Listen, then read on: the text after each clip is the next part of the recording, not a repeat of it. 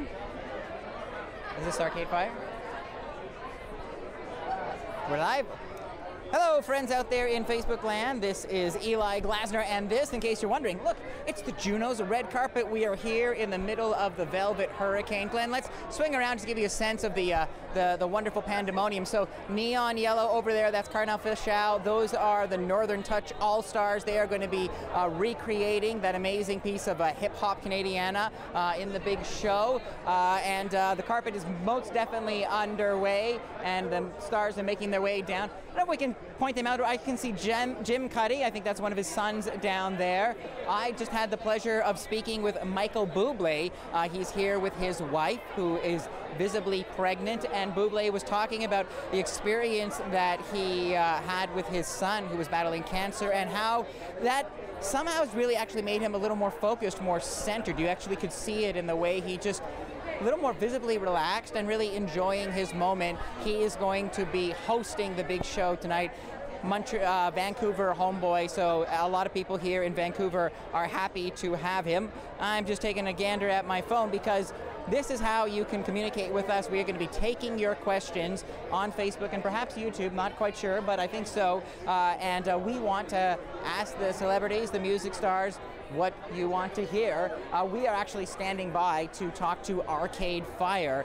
They are one of the biggest nominees this year. They are tied with Daniel Caesar with 5 nominations. They've already won a couple awards last night. Of course, Montreal rockers. It really kind of become a staple of the Canadian music scene, but I love the fact this year at the Junos that you have this kind of mixture of voices, where on the one hand you have Arcade Fire, who have gone from being like disruptors to kind of really part of the Canadian music scene, and then someone like Daniel Caesar, amazing Canadian R&B artist from Toronto, beautiful, soulful music, and he decided to do his album without any major label help, and he also has 5 nominations.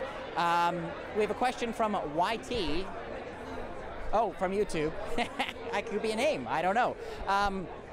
Where is this happening? So we are on the red carpet in Vancouver, just outside the Rogers Arena. So that is where we are. And Junos haven't been in Vancouver since 2009. The city is just lousy with advertising for the Junos. Michael Bublé's face has been plastered everywhere. And there's been all these events, so that you can really tell the excitement in the city as we move up to the big show tonight. I'm just going to turn around, see who is around behind me.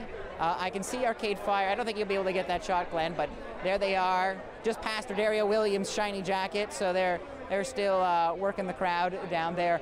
But you know what, let me talk to you about, as I check my phone to see if we have any other questions. Let's talk about Jessie Reyes. Jessie Reyes, another, just like Daniel Caesar, another exciting new voice. She's about 26 years old. Incredibly composed young woman, really distinctive voice, kind of an R&B hip-hop sound. Reminds me a little bit about Macy Gray, and she really burst onto the music scene with a song called Gatekeeper. If you haven't, check out her music video, because not only does she has a great sound, but this is a really powerful song about kind of harassment she experienced in the music industry, and of course the Me Too movement and the treatment of women and the lack of representation has dominated, I'd say, Juno's week, and Jessie can take some credit for that with her song. So there's a question, are the Tragically Hip there? I would say no, not yet, but I would not be surprised. It's a really good guess, because Gord Downie is very much the man of the hour at the show, Corey. Because he is going to be the focus of the tribute. Of course, Canada lost Gord Downie after that amazing cross-Canada tour with Tragically Hip. But not only is Gord Downie nominated for a series of awards at the Junos, but there's going to be a tribute tonight with Sarah Harmer and Dallas Green. I'm just turning around because I think we're trying to grab, is that the Arcade Fire making their way past us? I can see Wynn Butler, that cowboy hat, Regine, and the rest of the band. Why don't we grab, can we grab Whitehorse? All right. Hi there. Eli Glasner from CBC. Pleasure. We're streaming on Facebook, so say hi to Canada. I happen to notice the shirt you're wearing. Can you tell me? Oh, yeah, So Insight.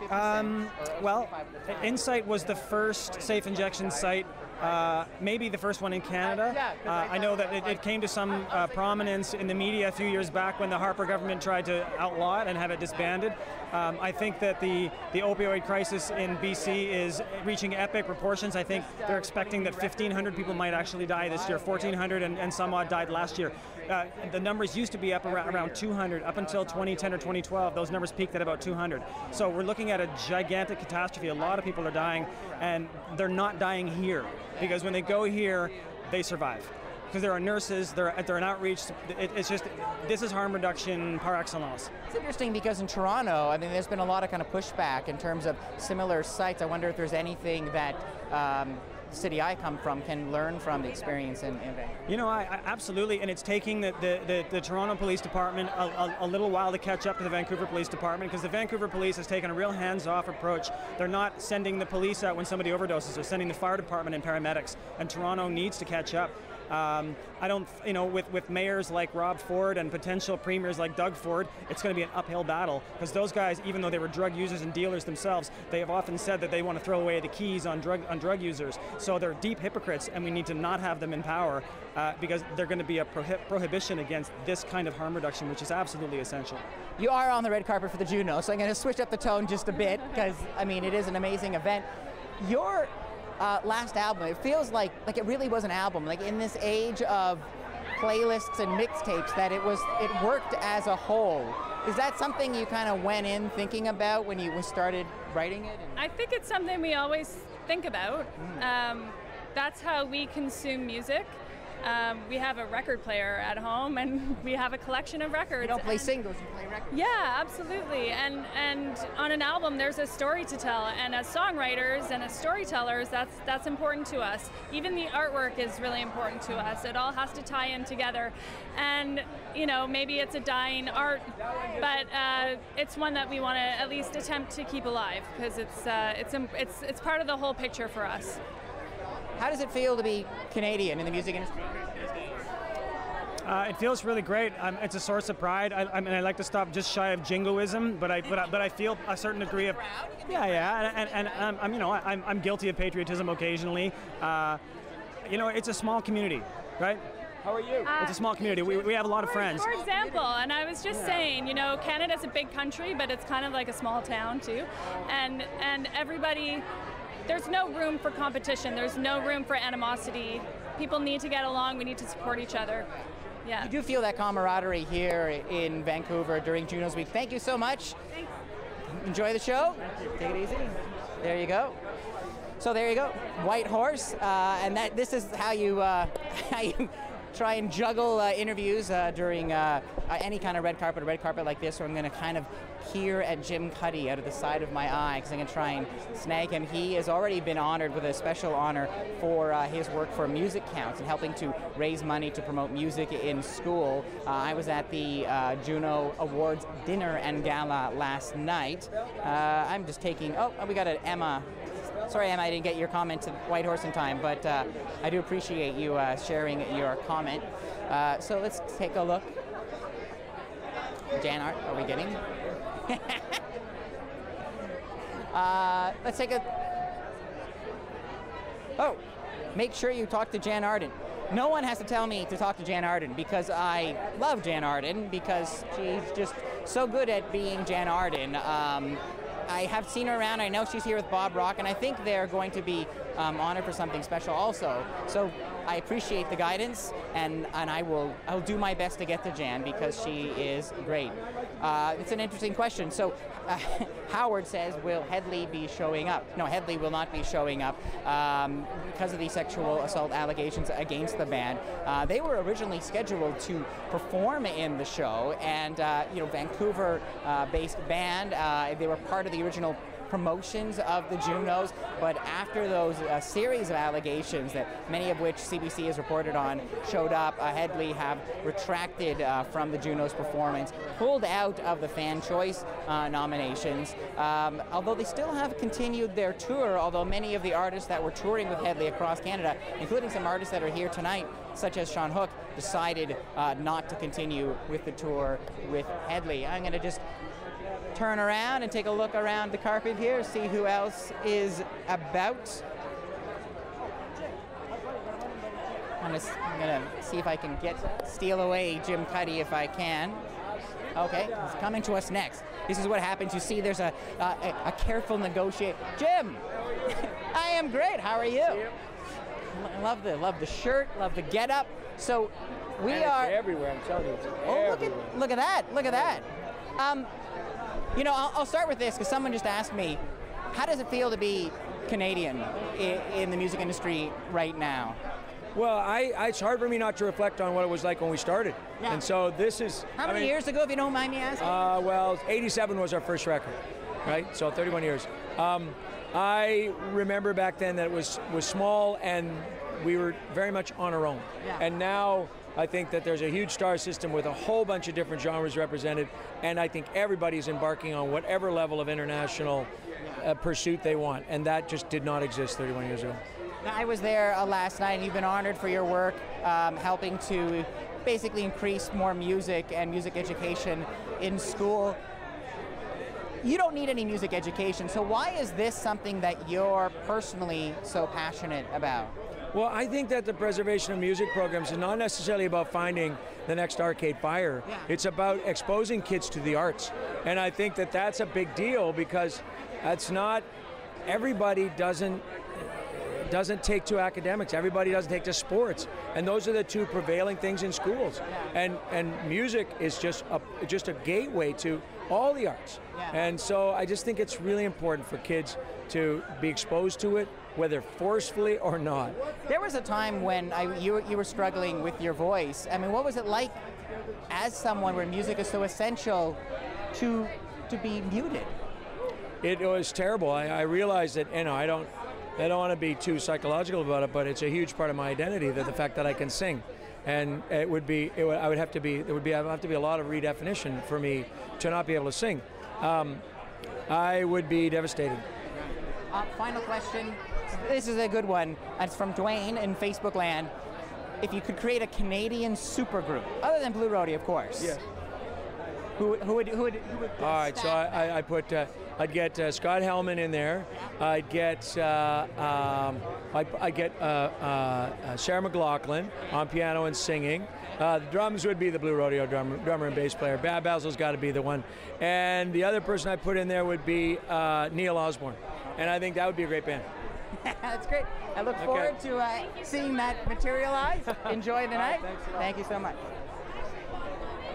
All right, so on that side is the Beaches, and we're going to hope that they're going to come over here. I think they are. Again, a little behind the scenes. I mean, this is part of being on the red carpet, is that you have handlers, you have publicists, and they make their way down and they show you their sign and they ask who you are and they say, do you want them? Do you not want them? Would you please take them? And then you try and have one interview end so the next one can begin. Beaches have had an amazing experience already. They're Bublé's favorite new band, which is pretty cool. I think I'm gonna get them to tell you that story if we get them. Is the Juno Awards about music or also about movies? The Juno Awards is not about movies. I don't even think there's a soundtrack composing award. Maybe you're asking that question because I'm, known for my expertise of cinema. But no, this is the time to celebrate the best in Canadian music. However, what's new about this year's Junos is that there's not a new movie award, but there's actually a comedy award. And there hasn't been a comedy award since Bob and Doug McKenzie put out their last classic album, but they've decided to bring the comedy award back to the Junos. And it's interesting, we were listening to the winner last night, and he was saying one of the reasons that comedy for audio listeners seems more relevant now is because it's so easy. That with podcasts and streaming, there's more people consuming comedy than ever before, and so there was actually a comedy award already given out last night. So thank you for that question, and there is your answer. Here are the Beaches. We are waiting. This is the Juno's red carpet. I'm just turning around to see. There's Tom Powell over there giving Ontario William a hug. I think that's chaos. There comes a certain point where the carpet gets so crowded you actually can't see who's on it because there's too many people. Let's see, the Beaches are still doing their thing. who's making their way down. We have another question from Facebook. Hope to see Alan Doyle there. I mean, I'd love to see Alan Doyle, but I haven't seen him yet, and he hasn't been around town. So, but Alan Reed, who is basically Mr. Junos, he's the president of Terrace, and he's helped running this thing. He was telling us there are surprises planned. So who knows? It could be Alan Doyle. It could be anyone. There's the beaches. We're gonna drag them over, dragging the beaches. Hello, hi. So, introduce yourself to Canada. We're streaming on Facebook for all our CBC News. Oh, hello, Canada. Hey guys, I'm Eliza from the beaches. I'm Kylie, also from the beaches. So I was teasing them that you're now buddies with Michael Bublé. Yes. Can you tell me your Bublé encounter at a party here in Vancouver? It was hilarious. We were absolutely terrified to go up to him, and we were being really weird, and we just stood at a really safe distance. And then our manager's like, okay, you guys need to get it into gear. He just went up to him and was like, hi, you need to meet these girls. And then we just hit it off right away with him. He's amazing. What's he like? He's a lovely human being, so lovely. We had a really nice conversation with him, and then the next day, backstage when we were about to present, he came up to us and remembered who we were, and started talking to us again. Now, how old are you, if you don't mind me asking? I'm 20.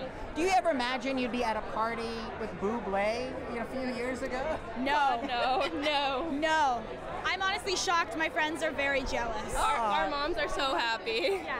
Now, give us a sense, I mean, how did you guys get your start? There's not a lot of girl groups across Canada, even in in North America right now. So who are your idols, your inspirations when you're getting into the scene? Well, actually, Eliza and my sister Jordan and I were in a Disney band for a long time. A Disney band? Yeah, and we did that. We've been playing in a band together for 10 years. I'm sorry, what does a Disney band mean? Like, I'm imagining covers of like It was a pop the band. Mouseketeer band. No, like on Family Channel type. Yeah. Yeah, like really like poppy, fun. nice. I don't know. Yeah. It was a thing. But yeah, music has always been part of our lives as a unit and individually, and like we've grown up with music in our house and in our families, and yeah, it's always been part of our lives. So. Now that you have this new friendship with Michael Bublé, could you see like a Beaches Bublé crossover? Oh, yeah. I mean, I know there's like different genres, but We play really different music, but it would be amazing, and if he wants to make it happen, he should call me. We'll do a Christmas album with him. Yeah, there we go. Yeah. All right, thank you so much for joining us. Enjoy. Thank you very much. Thank Enjoy you. the award. Okay, Thank take it you. easy. There's Stephen Page making his way down right over there. Isn't it great to enjoy the chaos of the carpet? So that's Stephen Page in the purple making his way down the red carpet, and that is important because the Barenaked Ladies are reuniting for the first time in 9 years, and a lot of people excited about seeing the ladies back together with Page and what they're going to sing. I'm told that Jan Arden and Bob Rock are imminent on their way, so we're going to stand back. All right, so Jan has been very busy. She has a new book to promote. She was introducing Denise Donnellan last night. Wait, let's turn around. What you need for this job are actual eyes in the back of your head so that you can talk to the camera and see who's behind you, or just like a giant mirror. There she is, Jan Arden. Thank you, Bob. How you doing? A pleasure. I'm doing great. Someone on Facebook, we're doing a Facebook stream thing with CBC News, and they said, "Can you talk to Jan Arden? Will you?" And I'm like, "You don't have to tell me." And the fact that Jan's here with Bob, I mean, come on. Okay, what is it about the synergy between these two people? Why does this work so well? Well, we've done a lot of work together. We made 3 albums, and I think 4 now, yeah. And every time we're just so comfortable. It's like being in your living room in the studio with us. Just comfort. He makes me very brave, and You don't strike me as a timid person, though. well, I've written pretty much on my own over the years, and on this record, the new one that we just had come out last week, we wrote together. Bob said we should try writing a song. We thought it would be Never just done one that. song, never. And we ended up writing like 15 or 16 songs, most of which are on this record. But And it was amazing. when you write a song, like that's like opening your diary for someone. So what was that like to share that part of yourself with him? Well, I'm very open with him. That's the thing. I don't censor myself, and Bob always encourages me just to write it down. Write it down. Yeah. It's just, you know what this album is? It's the truth. There's no time, no kind of, it was made so quickly that it's stream of consciousness almost, which is. But I'm always grateful to work with Bob every time out. It's a lot of people are, lined up down the block to have that opportunity. So it's not lost on me that he makes records with me, and I don't always have a lot of money. I'm like, will you work? Pays off in the. Will you work for some new shoes? No, it's a great experience, and she makes me laugh. No. Makes a lot of people laugh. Yes. We have a question from Facebook Land from Emma, and she'd like to know what you think. I think it's about time. People are awake now. I think women have been marginalized in every aspect of society for thousands of years. Let's say thousands of years. Read the Bible sometime. That should have been the original Me Too movement. But everyone's awake, and I think there are so many good men out there, and I think we have to be really, this is one of them, I think we have to be really aware that this is about certain people, and it's not about it. It's not this it can't be this blanketed statement, and we have to be careful with our words and careful with accusations, and there's a real opportunity for it to go way too far the other way. And I have a lot of really great male friends that they have nothing to be nervous about, but it makes them, it's hurting them as well. How's that for an answer? That was a great answer, and I will tell you in Facebook land that I'm being told lots of love for you, lots of hearts, lots of likes. Someone said you're the first lady of Canada, so you'll have to, I don't know if that, there you go. What's going on? Who's got the box? But Bob, before I let you go, I mean, how do we get more women into the industry as engineers, as producers, to get a little more of that female dynamic behind the boards, pushing the buttons? I wish there was more women in the studio. I've been doing this for a very long time, and it's just, they weren't there, but Brian Adams, the studio that we work with, we've got great women that are coming up as engineers, and Brian's great, he understands it, and we all love it. They're equals in the studio, we all are. You get more women by hiring more women. But encouraging them to go into those arts, to go into engineering and production and all that behind the scenes stuff. And it is happening. We do. There's a lot of women at the warehouse. We were at the Harris Institute recently, and they've been saying that women in their engineering program, it's tripled since they began. So it is coming. It's not a close shot. It's not a close shot. It wasn't meant to be. Thank you so much. Fine. Thanks. Bye. It's good meeting you. Thank you. Thanks, Bob. That was lovely. All right, there you go. Here's another offer. Oh, we're good. Thanks. So there, and there's the exchange, ladies and gentlemen, right there. The offer and the polite decline. There's another offer and a polite decline. I mean, you might think I'm cruel, but we are, I think we're good right now. Thank you. I'm just going to look at my phone to see, okay, well, Jan's gone. But that's a good question about ranking. We're going to wrap soon. I'm sorry, wait. Oh, there we go, Fred Penner. That was me hearing that Fred is coming, Fred Penner, who is lovely. So I'll just stand by. Why don't we swing around? We'll get a little shot of Fred and his fantastic beard. He has won already for the Best Children's Album. And here he is, Fred Penner doing a Snapchat. So just so that you really feel that it's 2018. And here he comes now. Fred, Eli Glasner from CBC. How are you? Good. Nice to How are see you you, again. sir? We're streaming live. Streaming live. I like that. Do you have a song about streaming yet? Maybe. A song about streaming. Streaming. I'll work on it. Okay. Children's album. Yeah. You won. I mean, you're not exactly new at this, but what does it mean? I know. I don't want to. Like, how can I say this tactfully? Yeah. But what does it mean to win that at the Junos? This one in particular was a particular high point because it brought Ken Whiteley and I, who was my first producer for the first Juno I won back in the mid '80s, and this one involved just a wealth of people, including the Good Lovelies and Ron Sexsmith and Alex Cuba. So it was really a connection with this huge amount of Canadian talent that I've been delighted with and honoring for many, many years. So that connection, which has never really happened before. It's a great litany of some Canadian voices and artists, but you know, part of your audience are youngsters. I think the temptation would be you don't have to kill yourself. You could pare it down. You could keep it simple. Why do you focus on such musicality? Why are you trying to challenge your listeners, or is it for the parents? It's certainly both of that, certainly for the parents, because I want them to relate to the messages, the thoughts that I have, but also for the kids doing some serious music, serious concepts like courage and humility, ideas that maybe you wouldn't normally think of as bringing to a child's world, but they listen to it, and it does touch them spiritually, internally, and that's a huge part of the messages. I want to hit those kids where they live. That's a lot of weight, though, to be singing to kids about how to conduct themselves.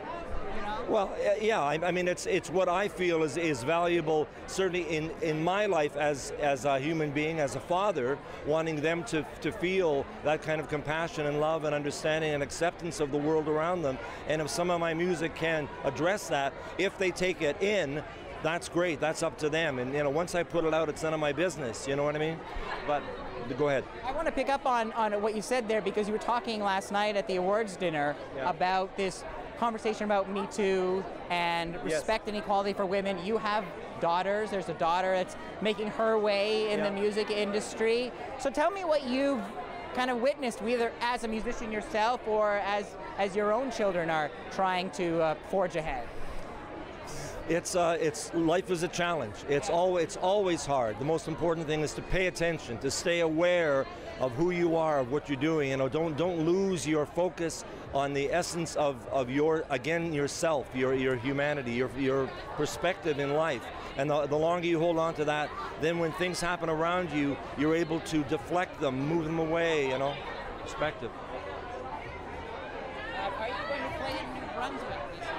Oh, am I going to play in New Brunswick? I hope so. I haven't been on the East Coast for a long time. I'm playing St. John's, Newfoundland. So how many dates do you play a year?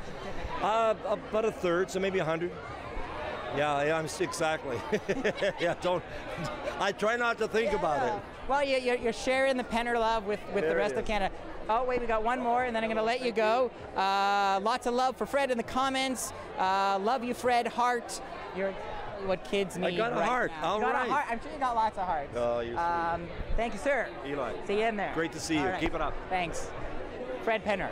There you go. One of my favorite things last night at the awards dinner was watching Fred Penner pose with Arcade Fire. If you go to my Twitter feed, Glasner on Film, you will see that classic bit of Canadiana. And so, here we are, Juno's red carpet. Let's take a gander at what is happening. I'm just going to peer down. Lots of love for Fred Penner in the comics. He's such a wonderful guy, and actually last night he was talking about his daughter, who herself is a musician, and some of the harassment that he's witnessed, that she's experienced, and just talking about the way that men need to conduct themselves. And so you see this Me Too movement and this conversation that started in film and TV, and it's changing so many industries, and even ripple effects to Canadian music, to children's music, and further and further. I'm going to turn around. Scott Hellman. We'd love to talk to Scott Hellman. See, that's how you do it. You wave at the person with the sign, and maybe he's going to come over. Talk to Tara Lightfoot. Find her, please, and Big Wreck. Yes, we'd love to talk to our cows. We're just fishing. CBC News. There's Scott. Yeah, here, Scott. Eli Glasner once again. Hello, Scott. You can stay there. You can hang. You can. It's okay. It's okay. How are you? I'm good. This is Facebook Live. We're chatting across Canada. Yeah, I'll take these off. You can take these off. I mean, what's it feel like to be on the Junos? You get no lack of fan love. I was in the mall with you. I saw the reaction, but does it still feel special to be here? Yeah, I mean, it's a really fun thing to be around, you know, my peers and people that I love. And the cool thing about the Canadian music industry, for one, is that, you know, we can all come together and just really celebrate each other. And, you know, when you're in the industry, like, you go on tour, you're writing albums, and it's very insular, so it's really cool to be able to, like, see what other people are up to and share art. So, who are you dying to see tonight? Who are you, when they play, you're going to be quiet, I'm watching? When they're playing, I'm really excited for Arcade Fire. Yeah. What is it about Arcade Fire? I was a sad, lonely, angry teenager, and but look at you now. You channeled that. I still am. Oh, no. But I just really love their authenticity, and I think that they've done a lot of amazing things for the world, and I just think they're great performers, and I'm really excited to see them. Do you ever think of kind of trying to do that bigger ensemble so you could have that Arcade Fire effect, you know, like big army of musicians on stage? You have kind of a different yeah, it's just expensive. I guess that is. But yeah, I know. Besides that, I think that, like, they really wrote music about things that the people that were my age were very particularly feeling, and they really did it well. And I thank them for that, because they got me through a lot of tough times. What can we expect for you next? What's bubbling up right now? I am writing music all the time. I'm going to Europe and the U.S. for a while, and then I'm coming back, and I'm opening for Vance Joy across Canada. So get tickets, come out. Go get tickets. Thank you so much. Cool. See you soon. Good luck. All right. and off he goes. We were in a mall in Burnaby, and I don't want to say the kids, but they were going bonkers for Scott. He's got a lot of fans, and I'm going to just take a look at my phone, see how we're doing. Ask Scott Howman about Earl Haig High School. I'm sorry we lost Scott, but that's cool. I didn't know he was a Toronto guy. That's cool. We are standing by. I think we're waiting for the Arkells, and I think that's the back of the Arkells. So, you know.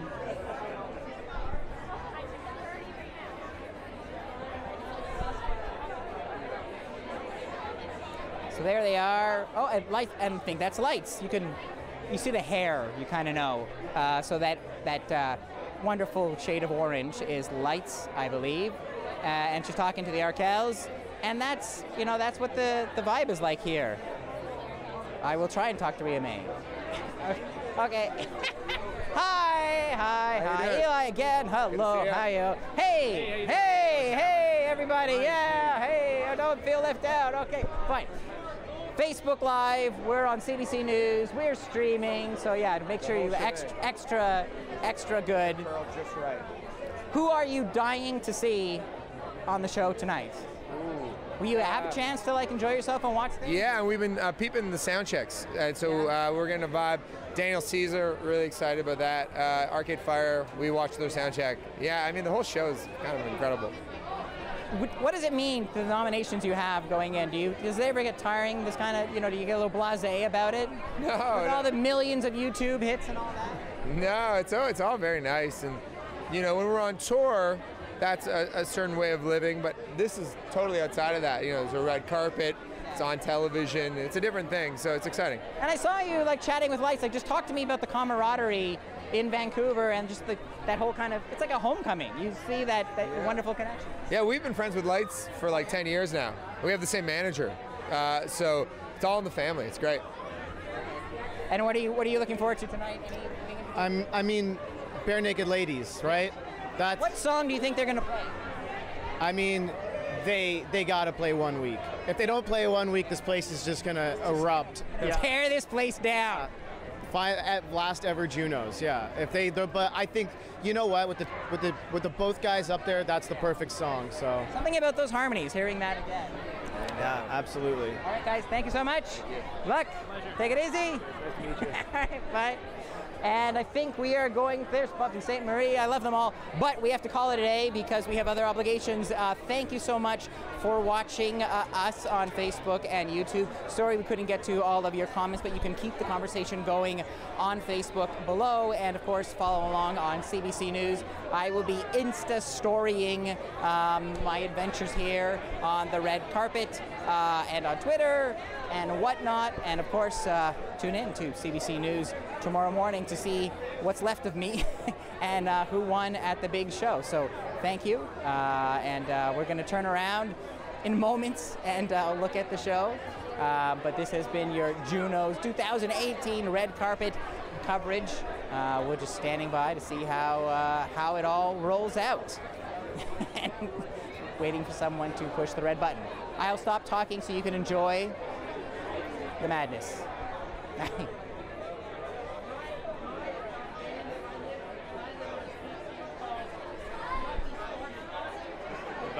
We're good right now. Oh, you know. I think, or do we need Buffy?